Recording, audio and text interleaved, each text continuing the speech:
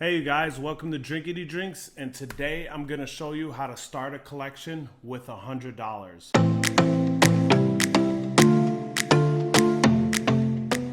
So if you wanted to ever start a bourbon collection and only have $100 to start with, or say give or take $10 or something, because your taxes differ from state to state or whatever, here are great bottles to start with. So we have $100. Walking in the store, all these are usually found in a lot of stores, so I didn't pick anything hard to find. So my number one choice for anybody to start with is Wild Turkey 101.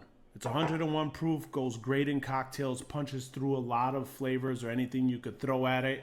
It's great by itself. I was just sipping some a little while ago. It's good alone or good in cocktails, and like I said, it holds up.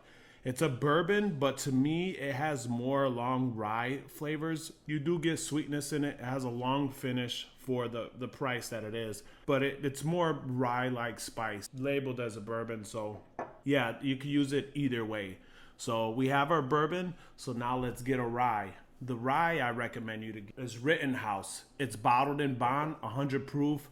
It holds up too in a cocktail. This is like almost all bartenders go-to rye to make a decent cocktail. You never could go wrong. I tried it for the first time by itself not too long ago. I've had it in cocktails, but when I tried it, it reminded me of Pikesville. I would say the finish is not as long as Pikesville, but the flavors that it's carrying, it reminded me so much of Pikesville. Pikesville is just a little bit more mouth coating, but this is just a great rye to drink. I mean, I really, really like it. Give this a try, even if you're not starting a bourbon collection. If you don't got this and you want to mix it with cocktails and you don't want to waste a $60 bottle of Pikesville or whatever, these are two good starters. So you got your 101 whiskey and you got your Rittenhouse rye. So now this one is up in the air to whatever you got. I got two options for your third bottle. It's either going to be Elijah Craig, which is more of a, I would say, more leathery tobacco type flavors inside of it, more denser, darker fruits. Or you could go with 1792, which is more lighter fruits, more floral, more fruit forward, as I said, banana flavors. I've had the last bottle I had so much dang bananas in it, and every time I do blinds with it, it's always number one or number two. So it does very, very good in blinds. So the flavor is there, or at least my palate really likes it. So I will go for the 1792. This isn't the one I'm saying to get. This is a bottled in bond. You would get the small batch with the red label around the neck of it.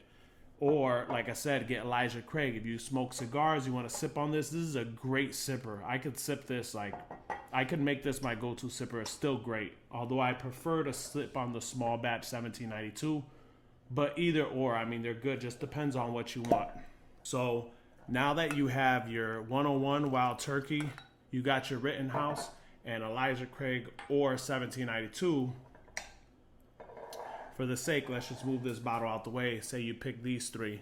So now the last bottle I would say to get is something with age on it. Some bottle you would drink on a special occasion and, you know, really get your monies out, the last bit of your money that you have. So I would recommend Russell's Reserve 10-year bourbon.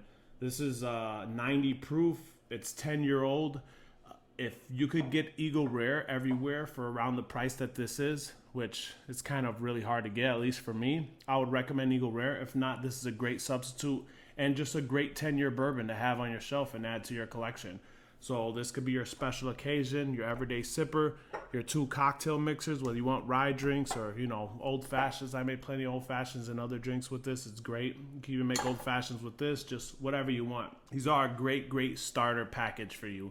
Now, I know prices are a little bit different. You might end up paying $15 more than what I pay for all these, but around where I live, I could get all these 4 bottles for around $100. You're not really breaking the bank, even if you have to spend $10 more.